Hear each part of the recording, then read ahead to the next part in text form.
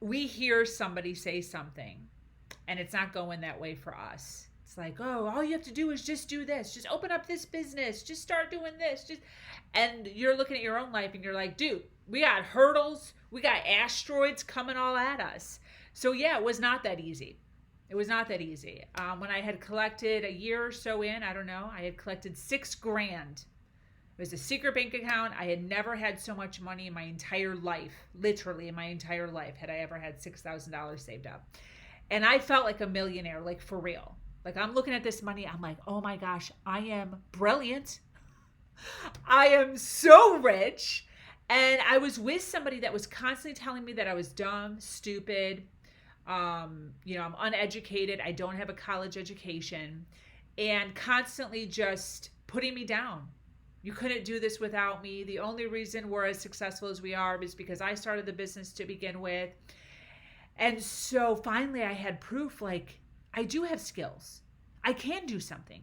I can make money. I can sell. I can create income. And I wanted to secretly tell him. So one day I'm in the kitchen, I open up my laptop and I say $6,000 in my bank account. And he's coming up the stairs behind me. I hear him. And there's just a part of me, it was like me struggling with my ego. I wanted him to see. Like I wanted him to see that I was capable. But on the other hand, I knew he couldn't see it. So unfortunately, my ego was a little more apparent that day, and I kept my screen open for like 1 second too long. Right as he was coming up behind me, I closed it, and I heard him way back there. Like I don't know what I was thinking, and he saw it. He saw the $6,000. He picked up my computer, he threw it across the room, it didn't break, and he raged for like 3 hours about how ungrateful, unloyal, cheater, thief I was. He thought I was skimming because he didn't know I was doing any of this. So that $250 a week that he was giving me, which I could barely live on, he thought I was skimming somehow like $100 a week and shoving it in a bank account. So he's like, how dare you? You're paying for not, even though I'm working 14 to 16 hours a day, apparently that counted for nothing. He's like, how dare you have this money saved up? You're not paying any bills. You're not paying any rent. How dare you have any money saved up? And it was a real awakening for me, because I think when we're in these relationships, so many times we're not quite sure. We're like, I don't know if he's purposely being abusive. I don't know if he knows what he's doing. Maybe I don't know. Because there are moments of goodness. This is why we stay. They love bomb you like crazy all over the place.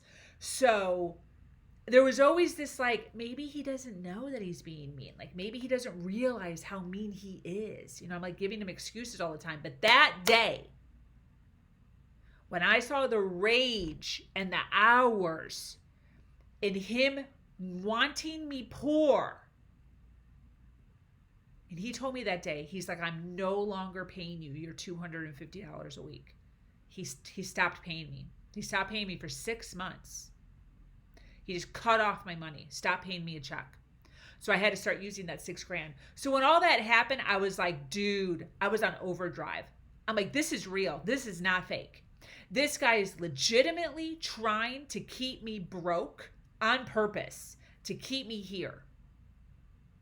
And yeah, so had to start all over again from scratch, because bills, were still coming through. So I had to start using that $6,000. I couldn't save it anymore. I had to use that to live. But I am still making money. I am still running my businesses. But imagine the toll mentally, right? Like that extra $250 for the actual work that I was doing for him was just for nothing now. I was just I was working for free. And then I lost my money a second time.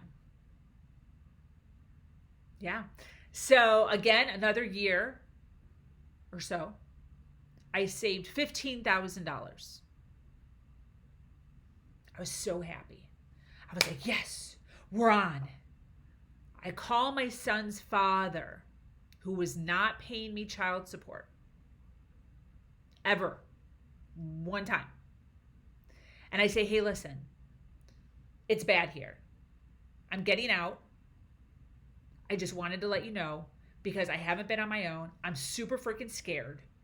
And I just need to know that, like, you'll be there. If I need something extra, if I need you to watch our son, you know, I need to get a job, because this guy owned my whole life. I had nothing. I had no job. I had no house. I had no car, nothing. Like, when I left everything, even my income, right?